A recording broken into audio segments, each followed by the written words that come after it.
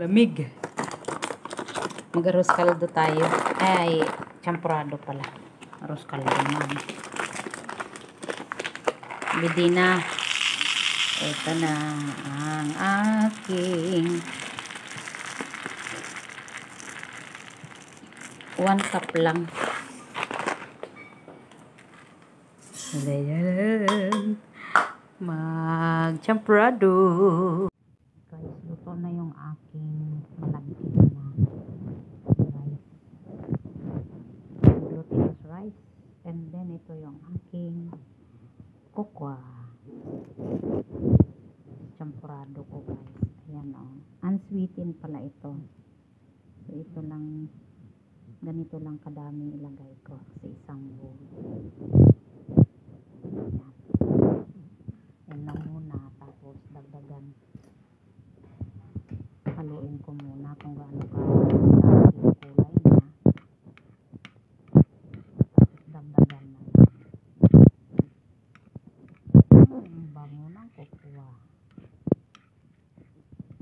Yan siya, guys. Ito pa ulit. Yan, o.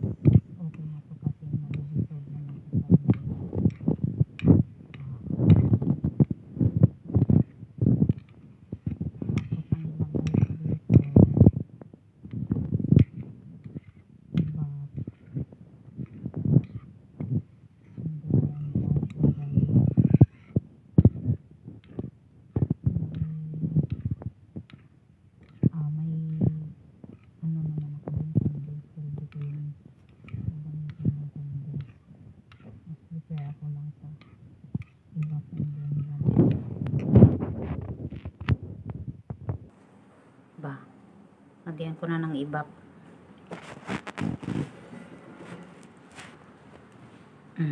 Diba?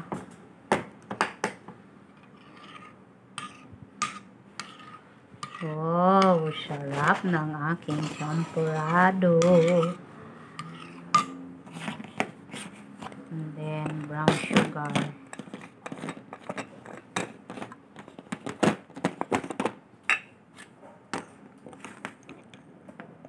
Ano siya?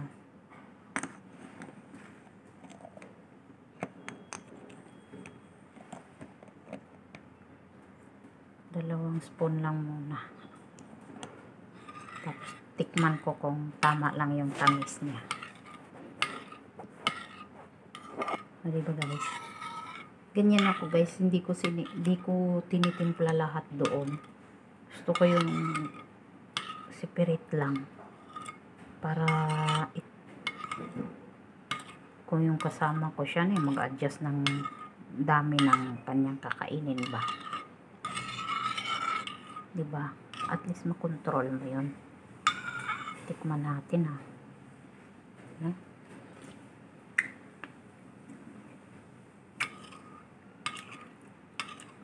Hindi pa masyado hindi siya matamis. Kung sa bagay, isang 3 tablespoon of 3 teaspoon ay equivalent of 1 tablespoon. So, first teaspoon na to.